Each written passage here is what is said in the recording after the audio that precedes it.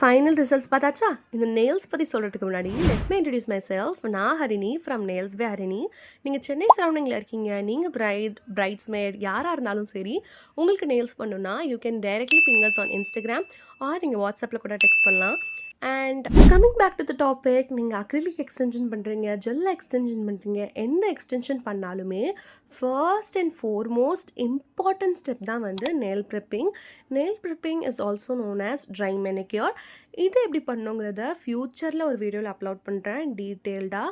And அது பார்க்குறதுக்கு follow பண்ணிக்கோங்க.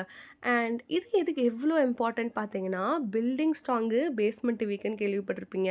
இங்கே பேஸ்மெண்ட் வீக் ஆச்சுன்னா உங்கள் நெயில்ஸ் பிச்சுட்டு வந்துடும். ஸோ இதுதான் பேசிக் அண்ட் பேஸு. ஸோ இது ரொம்ப ஸ்ட்ராங்காக பண்ணணும். அப்போ தான் வந்து உங்களுடைய நெயில்ஸ் லாங் லாஸ்டிங்காக இருக்கும். அண்ட் இன்றைக்கி நான் பண்ணியிருக்கிறது ஜெல் எக்ஸ்டென்ஷன், பில்டர் ஜெல் வச்சு நான் எக்ஸ்டென்ஷன் பண்ணியிருக்கேன்.